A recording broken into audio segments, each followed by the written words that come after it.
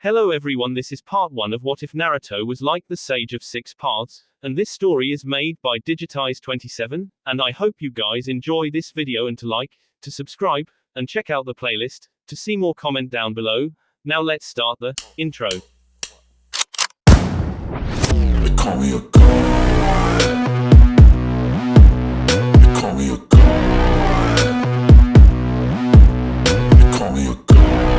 Get out of my store, you damn hoodlum. The sound of a loud thud followed by pained groans and a few choice curse mumbled under breath were heard through a street in the bustling Konohagakure no Saito. Of course the young blonde boy from whom these muttered annoyances were uttered in irritation went completely ignored by the rest of the world save for one particularly irate shop owner who stared at the boy with poorly concealed hatred. What's the big idea, old man? I gotta get shuriken and kunai so I can train to be a ninja. The only reply the whisked child received was a huff of contempt as the burly shopkeeper turned away. As if they would ever let a brat like you become a ninja. He was about to slam the door to his shop closed to emphasize that point but thought better of it, quickly turning to stare heatedly at the blue-eyed visage that was the unwitting center for so much hatred in the village. And don't ever let me catch you in my store again or there'll be hell to pay. With that he finally slammed the door closed, the small door sign flipping to open by the breeze in a twist of irony. Yeah, just you see.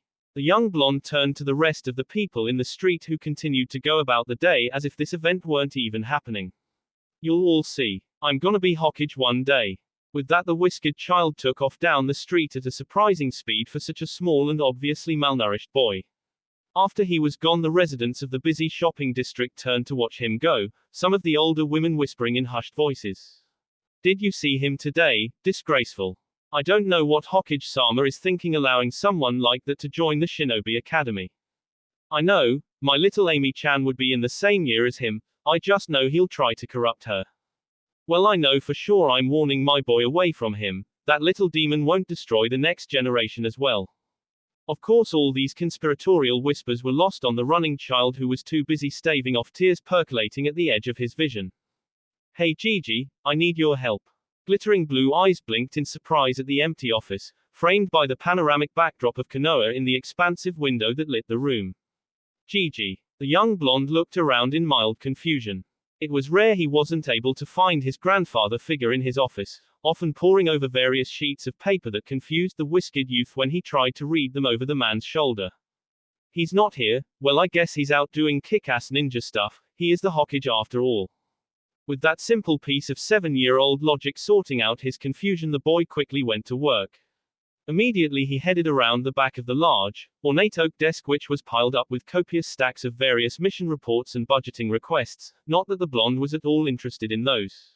Instead he began to rifle through the drawers of the desk, uncaring that he was messing up the painstakingly sorted filing system. Finally with a whine of annoyance the whisked blonde threw up his hands in defeat before running them through his messy golden locks. Why doesn't Gigi have any shuriken or kunai? Suddenly a mischievous grin that many Anbu had come to take warning of over the years split his lightly tanned face as he looked over at the large picture of the fourth Hokage on the wall. Gigi thinks I don't know about his super secret hiding spot. The grin still splitting his whisked cheeks the blonde quickly made his way over to the framed photo, pulling it to one side in a smooth motion to reveal a large metal safe. The old man shouldn't underestimate Naruto Uzumaki. The small boy pressed his ear to the cold metal, never once noticing the strange arrangement of kanji and symbol that spread out from the point of contact that glowed a welcoming blue before fading back into the safe. He twisted the dial with well-practiced hands until the last click echoed through the empty room. With a small cry of success Naruto swung the large metal door open, only to frown with displeasure. He had seen the old Hokage open the safe many times but he had never seen what was inside. Of course his childlike mind had instantly thought up many cool and mysterious possibilities which were all the more reason he was disappointed. A stupid scroll. Of course the scroll was about as tall as Naruto was himself but that was besides the point to the young blonde. Of all the things for Gigi to keep in an awesome safe like this and he chooses a dumb scroll. With a small sigh the blonde tried to pick up the scroll anyway, never noticing the 3 sets of hands that instinctually tightened over their kunai pouches in the darker corners of the ceiling. With a grunt of effort Naruto managed to lift the enormous scroll about an inch before he was forced to drop it with a dull thud. Squinting his eyes in an incredible impression of a fox, Naruto frowned at the large scroll before noticing a glint of metal. With a cry of success again, the blonde reached into the safe, pulling out his prize. His cry of delight, however, quickly changed into a look of intense confusion. What kind of weird kunai is this? He turned it over in his small hands, noting the odd three-pronged shape and kanji written on a slip of paper wrapped around the handle.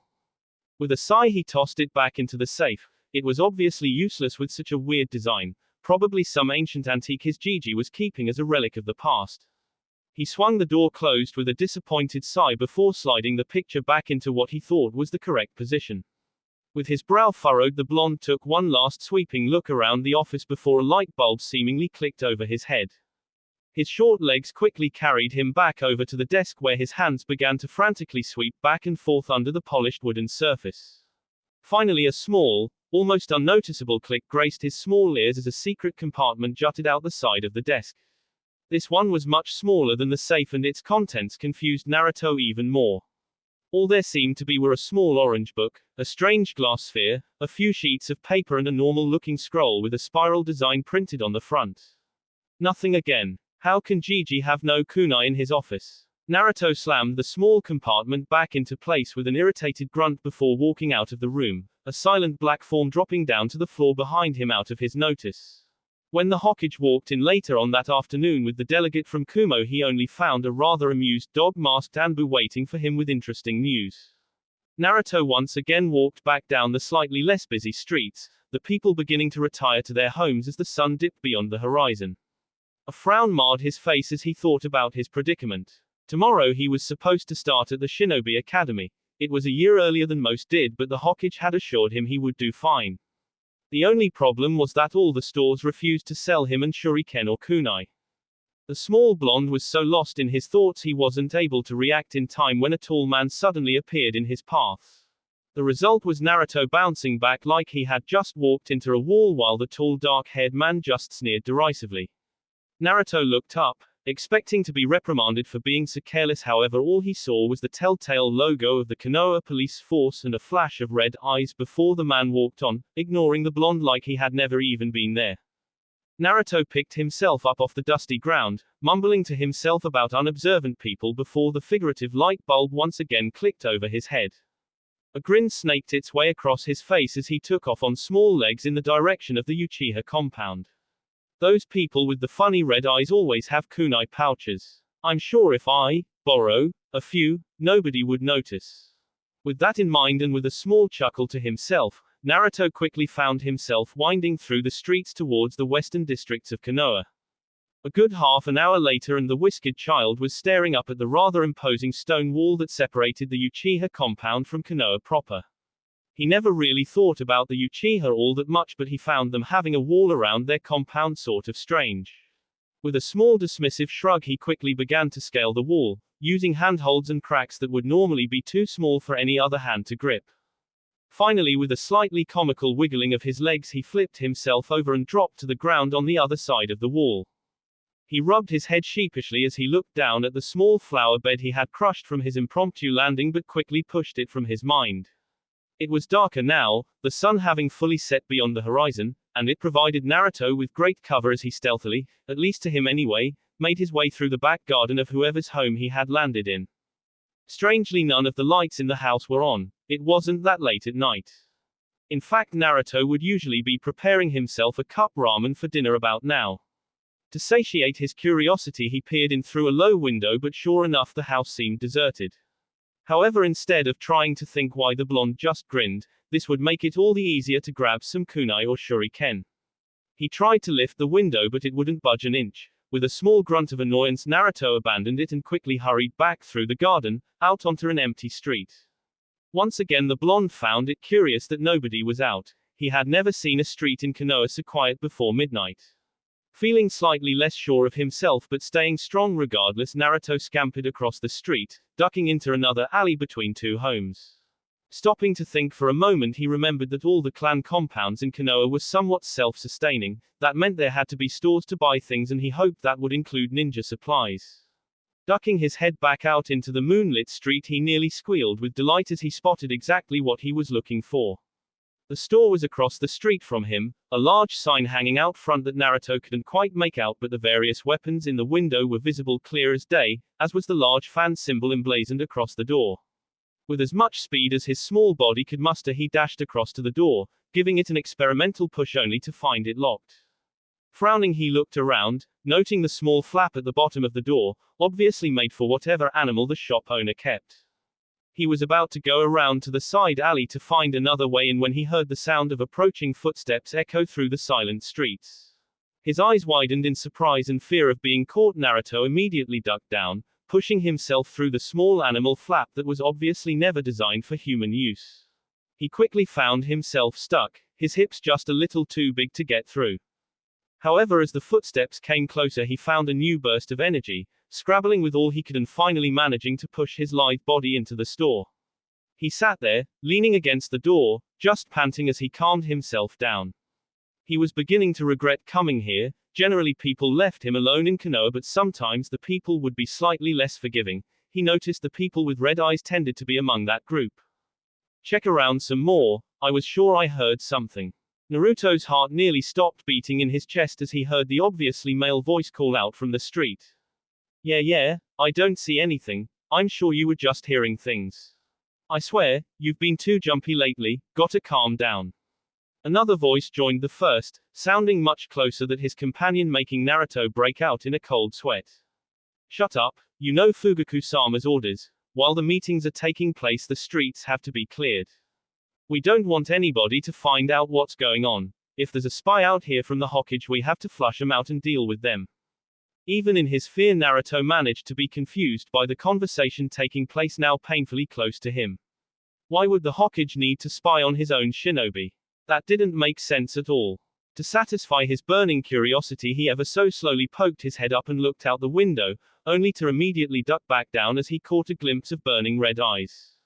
Hey, what was that? The voice sounded suspicious and footsteps began to draw near to the shop he was hiding in. What? The voice sounded somewhat bored, as if he was just eager to go home and relax instead of trudging around outside for threats he was certain wouldn't be there. There was something in the shop, I'm sure of it.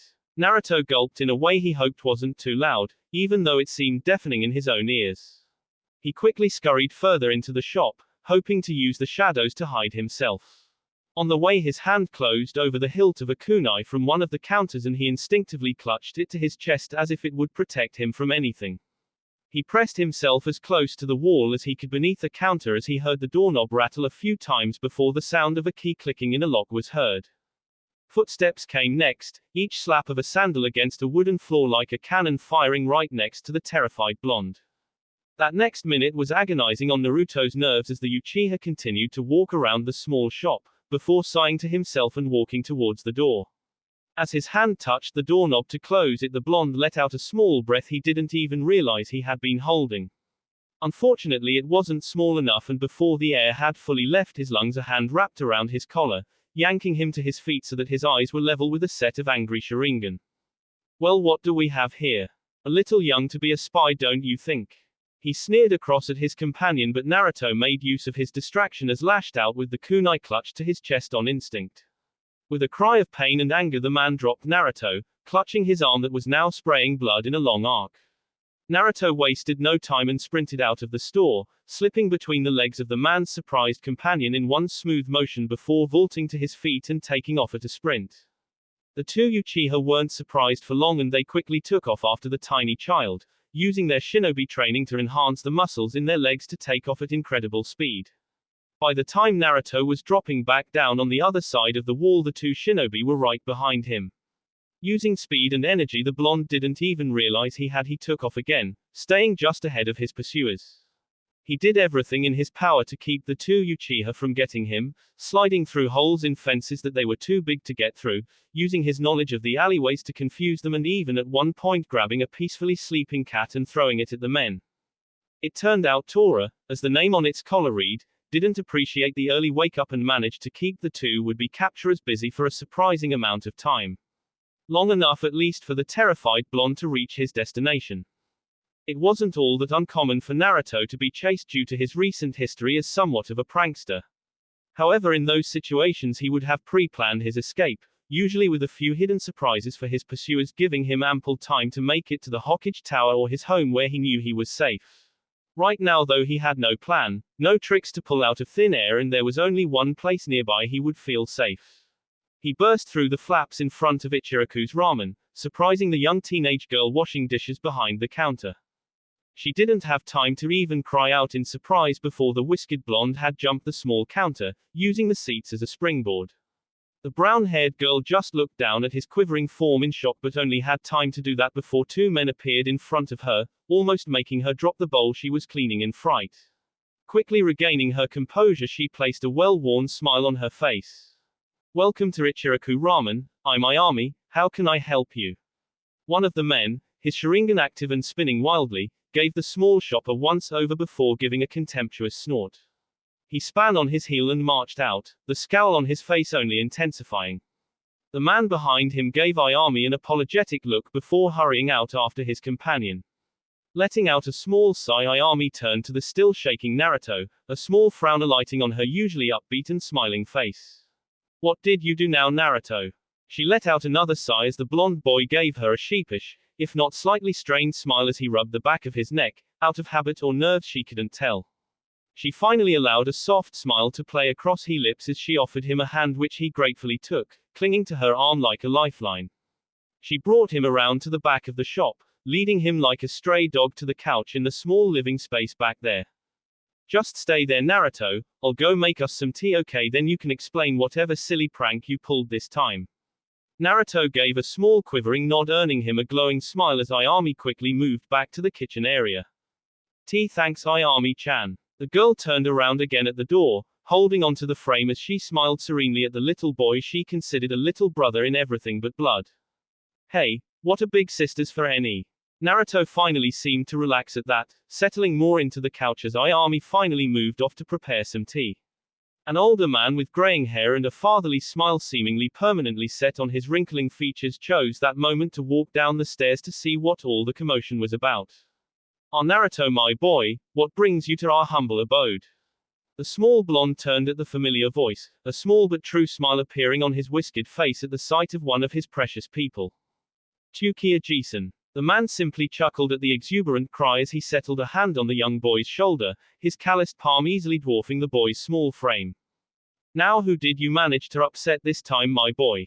I hope it wasn't a Hyuga, you know how they reacted last time."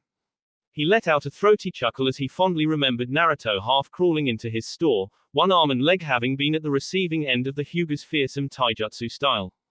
It had taken a few hours before the boy could feel anything at all in those limbs. Naruto, on the other hand, just had an indignant if somewhat sheepish look on his face.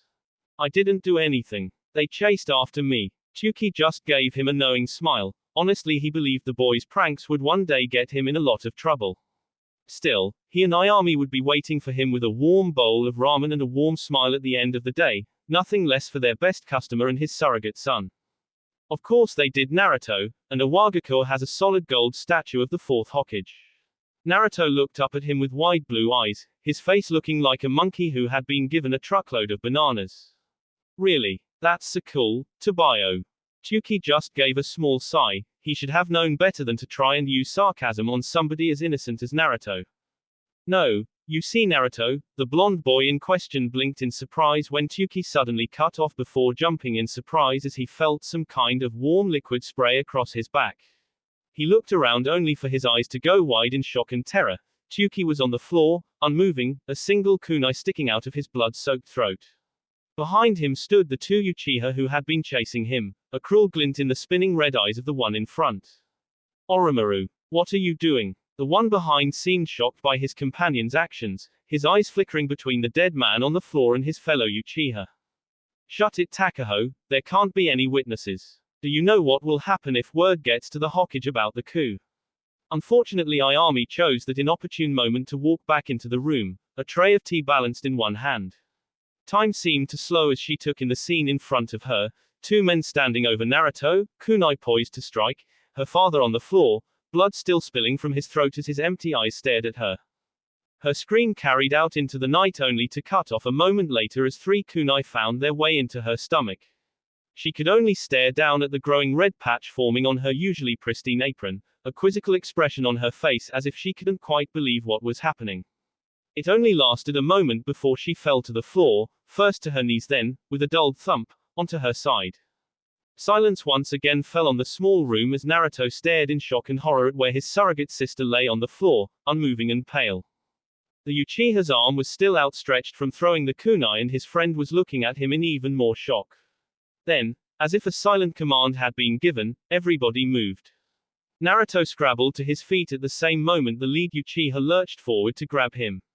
The small blonde just avoided his grip, sliding across the floor to where Ayami had fallen. Ayami Nichan. Please Ayami Nichan. He tugged fruitlessly at her clothes, willing her with all his might to wake up, to turn over and show that she was okay, that she was still alive.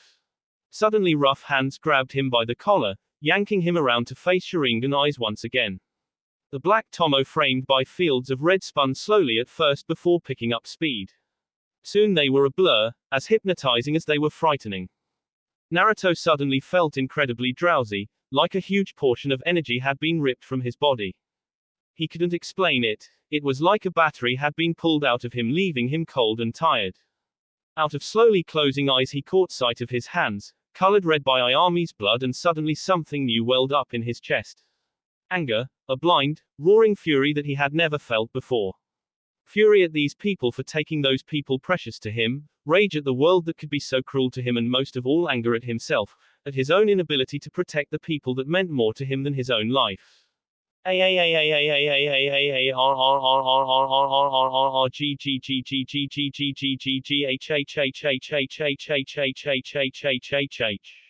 Pain, sudden blinding pain welled up behind his eyes like somebody had lit them on fire. Suddenly he wasn't tired, he had more energy than ever. Everything seemed to slide into perfect focus, colors coming alive like they never had before. Then a pressure seemed to build up inside of him, welling up and begging to be released. Everything flashed for a brief moment in perfect clarity, time frozen as if captured by a picture, then, nothing. Naruto woke up with a groan. He wasn't sure how long it had been, but he definitely wasn't in the hospital of his apartment, so it couldn't have been long. In fact, when Naruto looked up he could see the night sky. The moon stared back at him blankly. He lifted his head wearily, surprised to find himself in what looked like a large crater in the ground. He didn't want to be here to explain what happened when Ninja arrived, so he quickly staggered to his feet. His vision swam for a moment, but in a way he was unused to. Everything seemed more vivid than it used to. Colors were brighter and far more visible than they should be this late at night. What's more, a strange glow seemed to permeate the area, as if everything was emitting a strange ethereal light. Confused and disoriented, he quickly clambered out of the crater, his hands finding purchase on the recently disturbed earth with surprising ease. After a few moments of aimless wandering down the road, he finally stopped, falling to his knees. He never even noticed when he passed right out the gates, the Chunin guards strangely absent from their post. He just stared at the ground for a moment, the hard paving stones feeling rough and uncomfortable underneath his knees, not that he particularly cared. First one, then two small drops of liquid pattered onto the ground, staining it a slightly darker color. He stayed there for a while, just crying to himself silently as the full force of what happened hit him. At some point the skies above him opened and the rain began to pour, lightly at first but with increasing intensity. It was as if the heavens themselves shared in his lament. The only family he had ever known, the only people he had ever known to truly love and care for him were gone, killed in front of him. Not only that, but he had killed. There was no mistaking the sight of the two mangled corpses next to the large crater, the police force symbol emblazoned on ragged strips of cloth. It didn't matter that he had no idea how he did it, he just knew he did. One moment there was a surge of power behind his eyes, the next he was waking up in a nightmarish scene. He hadn't even seen Ayami or Tsuki's bodies, and he wasn't sure he wanted to after seeing the state the two Uchiha were in. After what seemed like an eternity of just kneeling there in the rain, Naruto pulled himself back onto two shaking legs. He couldn't go back, not now, not after he had killed two shinobi of the leaf. He may have been called naive and sometimes even stupid, but he knew the punishment for murder. With a choked sob he nearly fell back to his knees. He was a murderer. What would his Gigi think of him now? What would Ayami or Tsuki think? They were the kindest, most caring people he had ever known. What would it be like for the Hokage to have to sign his death warrant? He shook his head viciously. He wouldn't let that happen. He would just go away, far away where he couldn't hurt anybody anymore and nobody could hurt him. His mind made up, if not still slightly shaken, Naruto took first one hesitant step before breaking out into a run. He didn't know where he was going and at that moment he didn't particularly care, just that it was away from Konoha, away from what used to be his home. Chiriku was having a strange day, that much was certain when his teacup had unexpectedly cracked, staining his robes. After that, one of the clocks on the walls had fallen off as he passed and he had found a dead bird on his windowsill. He had never been a particularly superstitious man despite being a monk, he had seen far too much in his time in the 12 Guardian Ninja for any of that nonsense. Even so, it was fairly hard to ignore all the strange omens he was receiving. And now he was on guard, dutifully patrolling the grounds of the fire temple. It was normally a rather mundane task, loathed by his fellow monks almost as much as grave duty. So imagine his surprise when he stumbled across a small blonde child, looking as if he hadn't eaten in some days, just lying in the middle of a forest clearing. He may have been a trained warrior, but he was a monk first, so his first inclination was to rush over and see if the child was okay. He let out a small sigh of relief when he felt a pulse from the boy's wrist and immediately picked him up. His first reaction seemed to be right. The child was terribly malnourished and would require immediate care. He was walking back quickly when the boy began to stir, making soft groaning noises as he subconsciously buried himself further into Chiriku's warm body. He began to open his eyes, and when the monk looked down he nearly dropped the boy. After all, it wasn't every day you looked into the rippled pattern of the Rinnegan. Ah, I see you're awake, that's good. Naruto's vision was fuzzy at best as he opened his eyes. His head swimming from exhaustion and hunger. He tried to lift his head only to suddenly feel incredibly nauseous, nearly falling off the somewhat Spartan bed he was lying on. Careful, child, you shouldn't be trying to move just yet. A wrinkled but strong hand gently grasped his shoulder, guiding him back down onto the bed. The blonde tilted his head slightly, wincing as a light on a far wall nearly blinded him. What's going on? Where am I? His voice sounded incredibly weak, his throat dry. As if in answer, he suddenly found a wooden cup pressed up against his parched lips. Gratefully he sipped at the cooling water, sighing in relief as he felt his thirst somewhat quenched for now. He tried opening his eyes again with limited success, only managing to catch the silhouette of the man sitting beside him. You are at the fire temple, child.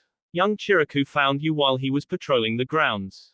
It is a sanctuary for priests and monks such as myself to find solace in meditation.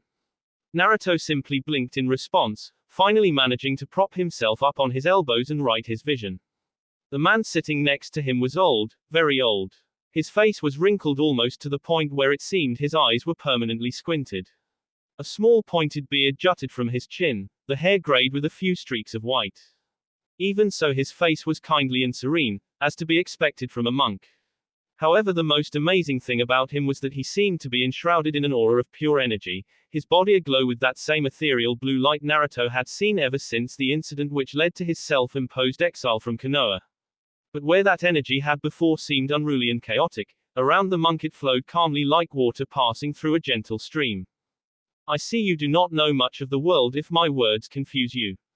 The man's smile took on a slightly more mischievous hue as he talked, his eyes squinting in a way Naruto found eerily reminiscent of his own fox-like look. Suddenly he blinked in surprise as he realized what the man had actually said, the information taking a few moments for his confused mind to handle. Hey, are you calling me stupid? His response was a throaty laugh as the man placed a placating hand on Naruto's shoulder. The blonde instinctively shied away from the contact, finding it unpleasant for a reason he couldn't quite place. It was familiar. Not at all, my lad. The old man looked away for a few moments as if in thought, however it was obvious even to Naruto that it was exaggerated. Let's just say, ignorant. He gave another kindly smile before his gaze took on a more serious disposition. Let me have a look at your eyes, child, I need to check on something. He leaned forward, but Naruto quickly backed away from the man's hands. The old monk merely took his hands back, holding them in a placating manner. What are you gonna do to my eyes? The man chuckled in what he hoped was a disarming manner, waving his hand dismissively. Nothing, nothing, I merely want to take a look at them. Naruto seemed hesitant to comply at first, but eventually he leaned forward, opening his eyes for the monk to see them properly. Ah, young Chiriku was correct then. He stayed like that for a few moments, gazing intently into Naruto's eyes as if they were the window to enlightenment. What is it about my eyes? And how do you see them when you squint so much? Once again the elderly monk merely chuckled, amused by the boy's brazen question.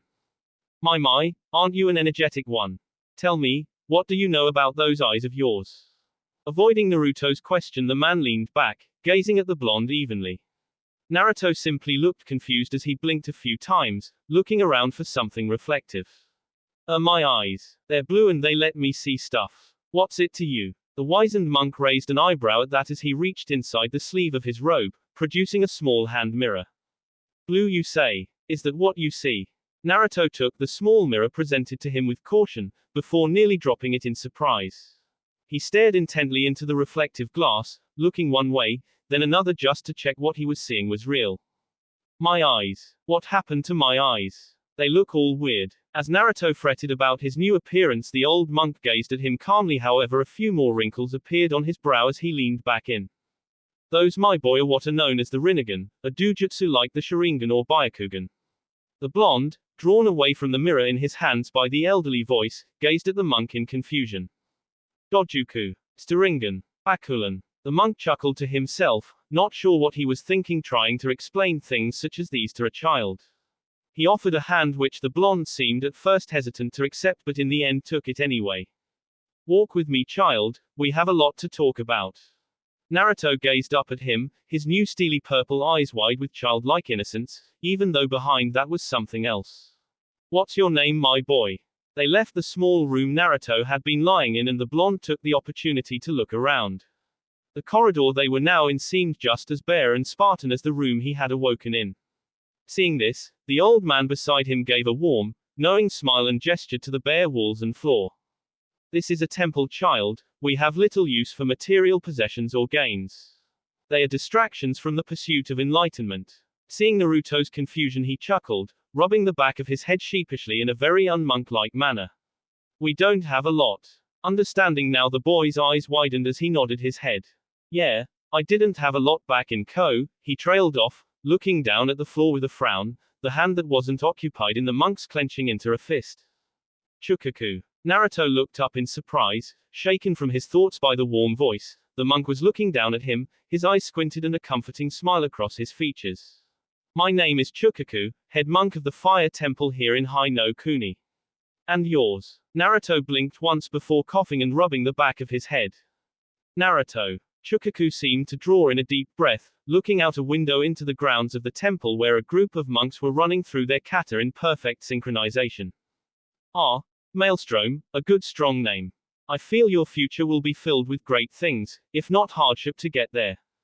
Seemingly pulled out of his trance-like state, he blinked rapidly, regaining his composure and earlier kindly stance. But as to only be expected, of course, we all must go through hardship to fully appreciate the gift that is life. Naruto just stared at him strangely for a few moments in awkward silence before Chukaku coughed into his hand and began walking down the corridor again. Yes, well, anyway, you are more than welcome to stay here, Naruto. We cannot promise you a comfortable life, but you will have companionship and peace if you so choose. The blonde just stared up at him in wonder, his eyes wide in amazement. You would let me stay here? Chukaku merely chuckled to himself, not even bothering to turn around. Of course, what kind of monk would I be if I turned around a starving child on my doorstep? Come now, we shall go find you some food and a place to sleep. I'm sure Sora will be delighted to finally have somebody his own age to talk to.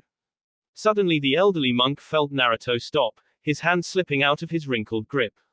He turned back only to see Naruto standing there, his head lowered with his messy hair shadowing his eyes. I can't. He sniffed loudly and Chukaku could see tears rolling down the boy's cheeks. I don't deserve it, I'm a monster. The young blonde was shocked though when he suddenly felt himself being embraced. Chukaku had taken him into a warm hug, gently patting the boy's back in a comforting manner. Don't say that, Naruto, you are not a monster. I refuse to believe any child such as yourself could ever be a monster. He stood up and for a moment Naruto was sad to feel the warmth from the embrace disappear. Quickly he found an old wrinkled palm held out before him, offering for him to take it. Come now, tell me your story. Naruto stood there for a moment before he wiped the tears off his face and took the outstretched hand. Alright Naruto, what do you know about chakra? The small blonde beside the old monk looked up to him with wide, naive eyes. Chitara. Chukaku merely chuckled as he patted the boy's head, much to the blonde's ire if his scowl was anything to go on. Naruto was now dressed in the more traditional robes worn by the Fire Temple monks, the loose linen clothing tied by a white sash. Chakra Naruto. It is the lifeblood of the world, the energy that permeates everything and is produced in every living creature on the planet. By meditation and physical exercises one can slowly gain control over their chakra, molding it and forming it ways that allow us to do many wonderful and otherwise impossible things. He looked down with the same kindly smile only to see Naruto look away disinterestedly. With a raised brow Chukaku lightly bobbed the small blonde on the head with the end of his shakuju. Hey, what was that for? Chukaku merely put on an innocent smile as he hid the staff behind his body, despite it being taller than he was. Whatever do you mean Naruto-kun? Although it is very poor manners to not pay attention when somebody is speaking to you. The young blonde merely scowled at the elderly man, rubbing his head lightly where he had been hit. However, when it looked like he would retort angrily, Chukaku merely twitched the hand holding his staff and Naruto backed off. Sorry, but this chakra doesn't sound all that amazing. Once again a solitary eyebrow rose on Chukaku's forehead as he began to walk towards a nearby wall, his shakuju jingling with each step. Oh number. You say you come from Konoha, right? Naruto didn't answer, but Chukaku caught his tensed posture out of the corner of his eye. That's a ninja village. At the mention of shinobi the old monk could tell he now had Naruto's full attention. Chakra is what allows ninja to perform their various techniques and jutsu. If possible, at the mention of jutsu Naruto became even more attentive. Jutsu. Like fireballs and those cool exploding tags. Chukaku gave a small smile and a curt nod which only widened Naruto's eyes. Correct. You see, by balancing and combining the physical and spiritual energies in one's body you form chakra which can then be controlled through the use of hand signs to mold in the way the technique requires. He stopped, standing next to one of the imposing walls of the temple, higher than most of the buildings it protected. However, that is not the end of it. Those skilled enough do not even require hand seals and can mold chakra through sheer concentration and focus. Naruto was practically bouncing on his feet at this point, so Chukaku decided to hammer the point home. In fact, I believe one of the earliest techniques taught to young ninja is the surface clinging exercise, like so. With that the old monk kept walking, putting first one foot, then another on the wall until he was high above Naruto, who could only stare up with amazement in his eyes. Using chakra to stick to a surface, no matter what it is. He walked back down at a leisurely pace, making it seem like he wasn't defying gravity but instead taking a calm stroll. Of course there are other ways to mold chakra, you even mentioned one. At that the blonde gained a confused expression which made Chukaku chuckle lightly. Those exploding tags, they work slightly differently. Instead of molding chakra inside the body you apply it to special seals that mold it for you in whatever medium you choose, usually ink. This is a branch of the ninja arts known as fuinjutsu. It has as many, if not more uses than its more traditional counterparts. At this point Naruto seemed to have calmed slightly, just allowing himself to absorb all the information he had been given. Sara, what does chakra look like? Chukaku gazed at Naruto oddly for a few minutes before quietly chuckling to himself, irritating the young blonde. Hey, it's not like it's a dumb question or anything. The elderly monk quickly quietened down, patting Naruto's back fondly as he sighed. No, of course not. In fact, it is an excellent question, but probably one I should be asking you all things considered. Naruto just looked up at him and in a manner as eloquent as ever he simply said. Ha. This time Chukaku suppressed his chuckle as he knelt down on creaking knees to look Naruto in the eye. You, my boy, are the one with the dujutsu, those rare eyes that allow humanity a glimpse at the unseen. He looked around, finally settling his gaze on a nearby pebble which he picked up. What do you see here? Naruto just blinked at the small rock, unsure if it was a trick question or not. A pebble. Chukaku just nodded with an expectant gaze. Is that all you see? Naruto just nodded with a furrowed brow. Yeah. Why? Is it some kind of sacred stone or something? Chukaku laughed out loud at that as he absently tossed the stone over his shoulder. Of course not, my boy, it's just a pebble. Now look at me, what do you see? Again Naruto seemed puzzled by the question as he gazed at the old monk intently. I see you. Chukaku gave a sagely smile as he stood up to his full, if rather unimpressive full height. But is that all you see? Naruto blinked at that, frowning as he peered at the old monk. Well, you have this weird blue outline like you're glowing. Finally Chukaku grinned, patting the small boy on the shoulder as he turned to move on further into the temple. Well then there's your answer. What you are seeing, or at least I can only assume, is chakra, my chakra to be specific. You could not see it in the pebble because it is not alive, so it cannot produce its own energy like plants or animals can. At this Naruto frowned, falling into step behind the wizened monk. But the pebble had an outline too. Chukaku stopped at that, blinking once before turning back to look at Naruto. It was kind of green, but it was weird, like I couldn't quite see all of it, like a puzzle piece without the rest of the puzzle. He groaned at that, one hand going up to pull at his hair in aggravation. I don't know how to explain it, but it's like that. Chukaku merely patted him gently on the shoulder, a serene expression on his face. It's alright, Naruto, some people have spent their entire lives trying to unravel the mysteries of chakra and the many forms it comes in. Few succeed and fewer still are willing to divulge that information. In fact, the first, and last, was the very same man whose eyes you share. Naruto looked up in surprise at hearing there was somebody else with eyes like him.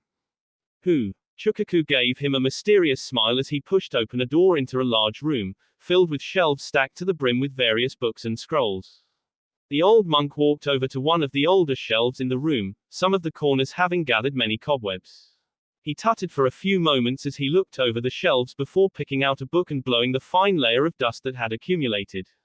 He opened it, skimming through the pages until he came across what he was looking for. This man, the sage of the six paths. He dropped the book onto the desk, earning him a few stern looks from the other monks trying to read, as well as a small cloud of dust which had Naruto coughing. When his eyes finally stopped watering, he looked down at the page the book was open to. It was an image of a man, or at least the silhouette of a man, standing before an enormous beast with 10 tails and a single red eye filled with 9 tomo in concentric circles. A sword was in one hand and a shakuju in the other, held up as if warding the beast off. It seemed to be a rubbing of a wood carving, as there were no photos from that era. Who was he? Chukaku looked down at the image of the man said to be the founder of Shinobi, the first man to both discover and unravel the mystery of chakra. Well, by your eyes I suspect your ancestor, distantly of course. He was said to have lived over 1,000 years ago after all. Chukaku flipped the page, revealing another image, this time of a rather crudely drawn but nonetheless shockingly similar image of a pair of Rinnegan eyes. Naruto traced the circles radiating out from the pupil with awe in his eyes, even as his other hand lifted up near his own eyes. What was he like? Chukaku chuckled lightly at that. He could remember standing before this very book in one of his countless sessions with his own master, the previous head monk, asking that very same question, so he knew just what to say. Unfortunately, not much is known about him. History doesn't stretch that far back as far as written records go. From what we know, he seemed to be some kind of wandering holy man, spreading his teachings about chakra and peace. Eventually he battled a great evil, banishing it from the world forever. Naruto thought back to the enormous creature from the first image and shuddered. He couldn't imagine fighting something like that, and it was only a picture. He was also said to have created the moon. Naruto spun around, looking up at the older man with incredulity, to which the monk just chuckled. But I don't put too much stock in that particular legend.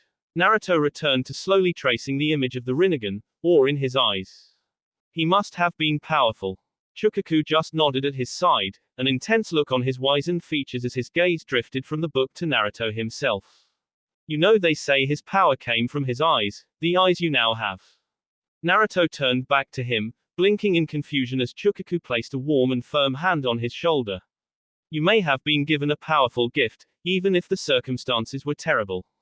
Those eyes give you unrivaled potential, you know, and with that potential comes great responsibility. I just hope you'll remember that when you have power one day. Naruto stared at him for a moment with wide eyes before nodding resolutely, fire in his eyes. Good. I see great things in your future, Naruto-kun. Now come, there's somebody I want you to meet. Shiraku-senpai, why are we out here? The small blonde was sitting in the middle of the largest training ground in the temple. It was towards the back and surrounded by high stone walls with the same seals that protected the main door of the temple. It was used by monks seeking to train new techniques that they hadn't fully mastered yet where they wouldn't pose a threat to the rest of the temple. For safety reasons, Naruto, we don't want anybody getting hurt when we try this. Naruto just groaned as he rocked back and forth. The large stone slabs that made up the floor were very uncomfortable. Try what? You keep acting all mysterious, senpai. Chiraku finally gave a satisfied nod as he looked over 3 seals he had been setting up on the wall of the training ground. It mirrored the 3 others on all the other walls, chakra suppression seals. The bald monk honestly didn't believe that such a small boy could pose that much danger, but his master had told him to take extra precautions, so that is what he was doing. Okay, we're all ready to start now, Naruto, are you ready? Chiraku turned to face his latest student. The two had been properly introduced shortly after Naruto and Chukaku's talk in the library. Naruto had thanked him for saving him, and quickly the two developed a teacher-student type relationship. It was refreshing for the warrior monk to have a new inquisitive mind to ask him questions. Ready for what, senpai? The bald monk merely smiled as he walked back over, sitting down in front of Naruto in a cross-legged position. After your. Chiraku frowned as he tried to think of the best way to say this to a child. Incident in Konoha. He winced as he caught the sudden tension in Naruto's posture, but continued anyway. He thought it would be better for Naruto to confront his past instead of trying to ignore it. You said you awoke in a crater. Master Chukaku believes this may be one of the inherent powers of your Rinnegan. We want to find out exactly what triggers this so we can replicate and in time with training and meditation, control it. Naruto seemed less sure but nonetheless nodded, if hesitantly.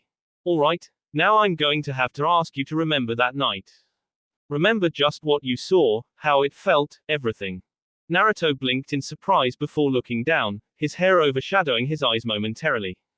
That was the problem, he couldn't forget, he remembered every detail of that night like it was forever burned into his memory, that, and everything after it. The feel of Ayami's blood on his hands, the intense fear and self-loathing as he stared up at those spinning red eyes, the coppery tang in the air and the echoes of Ayami's scream still ringing through the room. Chiraku became alarmed as he felt an enormous amount of chakra build up inside Naruto. It was far more than a boy of his age should have been able to mold, heck, it was big for a Chunin-level ninja. He backed away from the boy when he noticed tears begin to stream down his face, the pressure building up inside him growing stronger as the chakra was diverted to his eyes in one massive burst. Words that weren't his own suddenly appeared in Naruto's mind, it felt like saying them was the most natural thing in the world, instinctual almost. Shinra Tensei. Just like that the room exploded. When the smoke finally began to die down and Naruto stopped coughing, he once again found himself in a large crater, this time slightly shallower thanks to the seals suppressing a great deal of the damage. Even so, the effects of whatever he did were immense. Cracks had appeared in the slabs all around the crater, in some cases snaking out to the walls.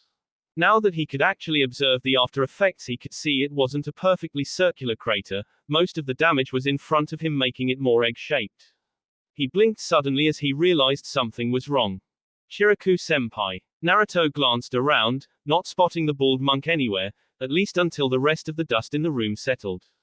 Chiraku-senpai. The blonde dashed to his feet, rushing over to Chiraku's still form propped up against a wall. His robes were tattered and in places torn, while it looked like he himself had been thrown against a very hard rock, repeatedly. Naruto just stood there in front of him, his eyes wide and watering. He collapsed bonelessly to his knees, his fingers clutching the fabric of the older monk's robes tightly as his body was racked by intense sobs. Suddenly he felt the body beneath him move as Chiraku took in a shuddering breath. The trained mink looked up into the mop of blonde hair, trying to bury itself into his chest before chuckling lightly, only to wince in pain as his chest burned. Well, the first thing we need to do is work on meditation. Can't have you doing this to every training ground we have any. The small blonde looked up, tears in his eyes and staining his whisked cheeks before he wrapped his tiny arms around Chiraku as far as he could. The monk winced at the pressure but just resigned himself to rubbing comforting circles on the boy's back as he looked around the training field. The damage was immense, even with the suppressing seals that he knew for a fact could withstand an A-ranked fire jutsu without so much as a scorch mark.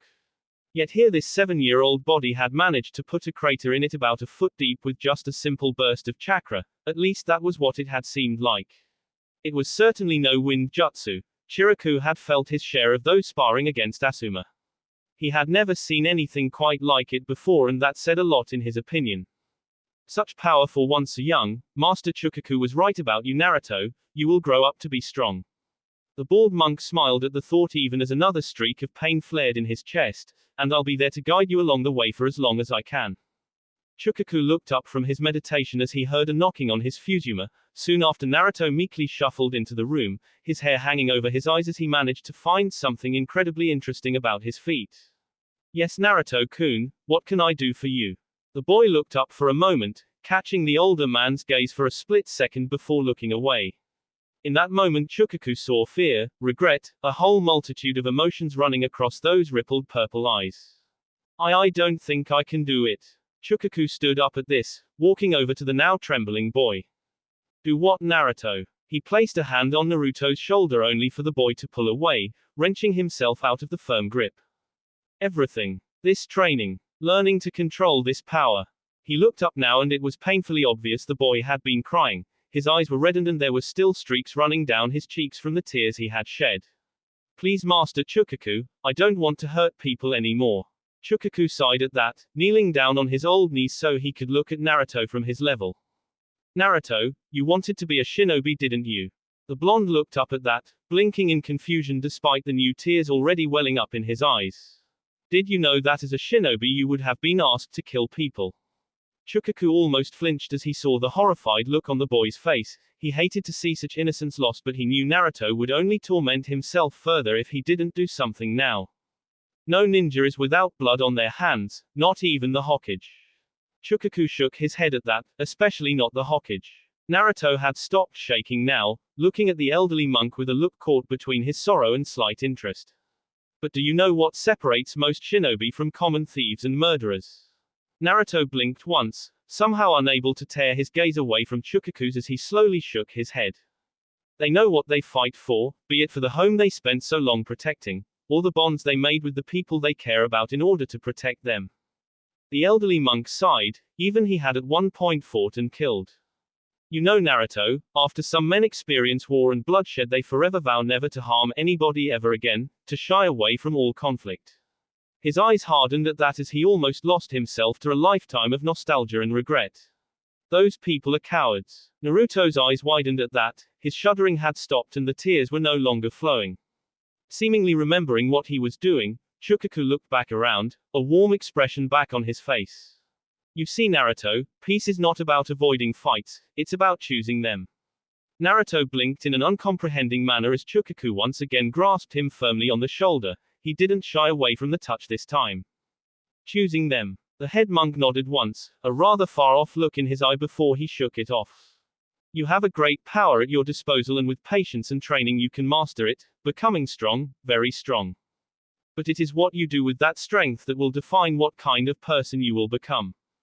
Knowing how and when to use that power is what matters. The quest is finding what exactly you are willing to fight for, and that is a journey every human will embark on at some point in their lives. Chukaku left it at that as the room descended into a calm but not uncomfortable silence. Finally, the small blonde seemed to find some resolution deep inside himself and nodded firmly, spurred on by the kindly monk's words. I think I understand now, thank you, master. Chukaku just gave a small serene smile as he watched the blonde quietly exit his room, a thoughtful expression that had no place on any child's face firmly set into his features. Chukaku sighed as he got back up and walked back to the spot he was in before to resume his meditation. Before he did though, he took one last look at the retreating shadow he could see through the fusama. I hope so, Naruto-kun, for your sake. That will be it for this video. If you want more, comment down below, like, subscribe. And see you guys later.